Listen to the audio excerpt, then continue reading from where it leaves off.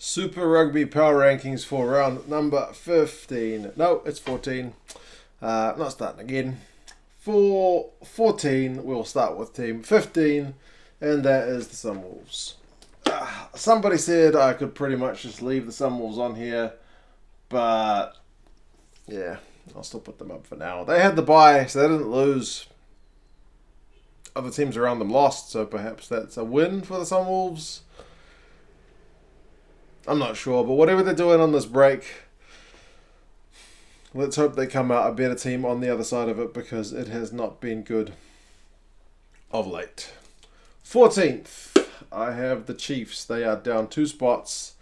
I guess when you lose to the Blues for the first time since 2011, that has to be considered an all-new low. And that's reflected on the boards. Just when you think the Chiefs might be going to come right, they don't. So injuries have been horrendous for the Chiefs. They're not the only team, but they have had issues in that department. But the pressure now is definitely going on the coach, because the season is looking pretty bad.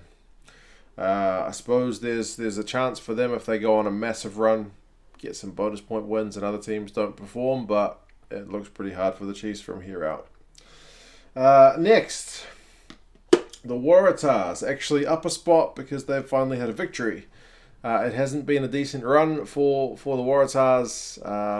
They're a weird team this season because they could beat the Crusaders and then lose to the Sunwolves, so nobody knows where the Waratahs are at. The whole Falau saga keeps dragging on. That's got kind of resolution, but still kind of watch this space, so I'm not sure how much that is affecting the players. I'm sure some more than others, but either way, in terms of just playing ability, it's hard for them to lose a player who is very able. So yeah, not the best, but hey, they got a win, so they're up a spot. Hooray for the Waratahs this week. Next, my Blues are almost escaping the bottom row. They are up a spot. They got a win. It was a fairly decent-sized win. Not a massive win, but a decent win. Comfortable. But it was against one of the lower-ranked teams, and it was at home. So I'm not giving them world-beating credit here. Although, in terms of the history, the fact that it was the first win in so many years is a big milestone for the Blues as a team. But in terms of my power rankings, I'm not counting it for all that much. So they got the Crusaders away next, so let's not count any chickens there. The Rebels come in at number 11. It's another year where they had such a good start to the season, but the second half of the season seems to be an area of weakness for them. It's not been going all that well. They do seem to struggle with South African teams. They haven't beaten any, so they're down 2 spots this week. Really disappointing loss against the Bulls at home. It was the game they needed to win to push ahead again in an Australian conference after being passed by the Brumbies. They failed to do it. So the ball is kind of in the Brumbies' court at the moment, and they've got another game against the Sunwolves coming up as well. So I think the Rebels do as well. Either way, the Brumbies, in terms of their last few games, have a decent run. So I guess we will see if they're able to make the most of that, because last season they were a team that ended the season well, but it wasn't quite enough for them either. Next, Stormers are in at number 10. I've got them up 1. Now, I've given them a little bit of credit. Like, generally for draws, I don't give much credit. I kind of treat it like a bye. But the Crusaders are that good that I had to give them a little bit of credit. Not as much as I gave the Sharks for when they got the away draw in Christchurch, because I feel like that was worth more. This was a home draw, and they were the team that kind of closed the gap right at the end. Not like the Sharks, who were ahead for such a long time and didn't manage to quite hold. So it was a different kind of draw, but you still got a draw against the Crusaders when you were predicted to get beaten by, I think, 12 points. So kudos to those guys. Hopefully that lifts them for the rest of the season, but again, they're bottom in South Africa as well. So it's not all peachy there either. Next, the Sharks are in at 9. The Sharks are up 1, mostly because the results around them happened the way they did. The Sharks didn't play, so they didn't lose, and some other teams did. We'll see what happens with them next week. The Highlanders now go to 8th. That's down 1 spot. They were a bit disappointing in that loss. I know they're going to have words for the ref in that game, but I guess You like to think over the course of the season that kind of stuff evens out, but either way, they didn't pick up a bonus point. It's an away loss. They could have used a win. They're still not out of it, or not as far as some of the other teams in the conference, but they're kind of that middle team at the moment between the Hurricanes above them and the Blues and Chiefs below them. So we'll see what happens. Next, the Reds are in 7th, and the Reds are down 2 spots.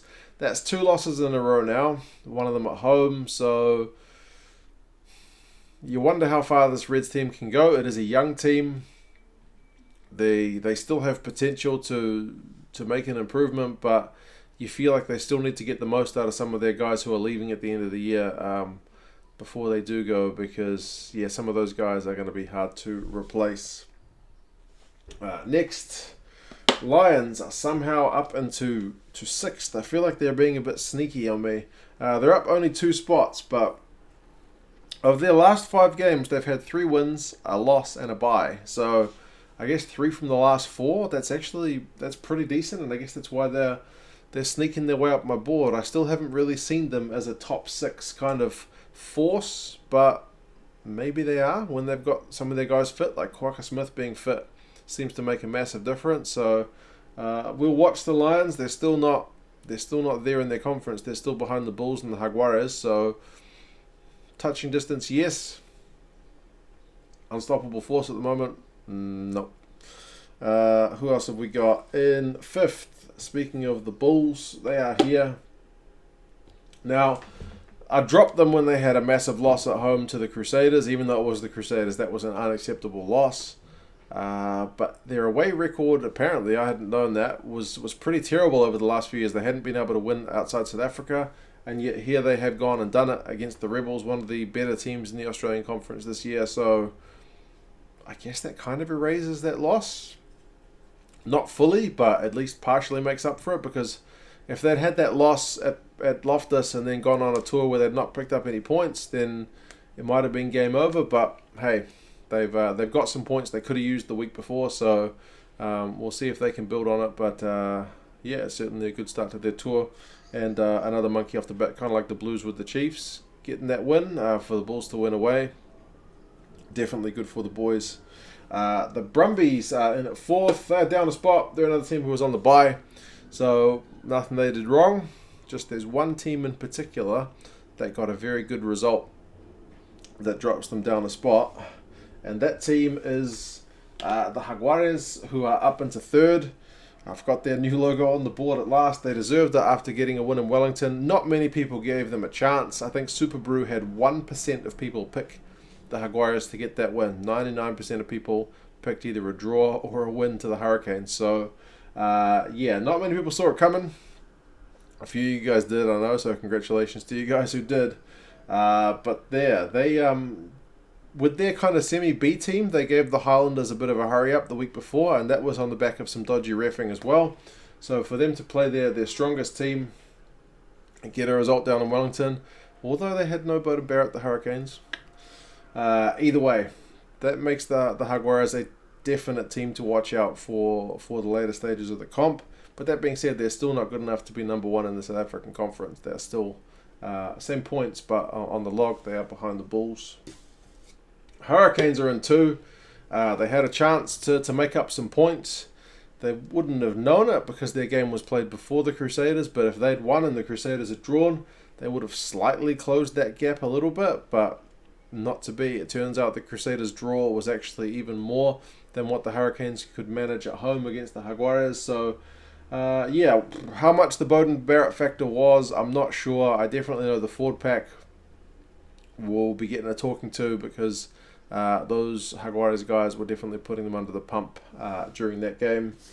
Another draw for the Crusaders, but they are still at number 1. They are still on my rankings well above the Hurricanes and the Jaguares. They are still sitting pretty. If they could go a row higher, they would still be there. They've only lost 1 game this season. They've had a couple of draws now, I guess, which have been a bit of a scare. Someone's car alarm's going off.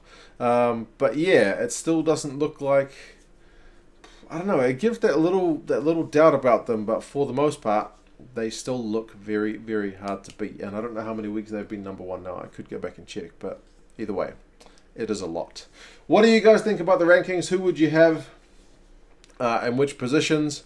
Who do you have kind of making the playoffs? Because we are not far from that time. I'll have to have a look at the actual table and have a look at some of the calculations for what these teams need to get into the playoffs. But yeah, you guys let me know your thoughts, and I'll talk to you again soon. See you later.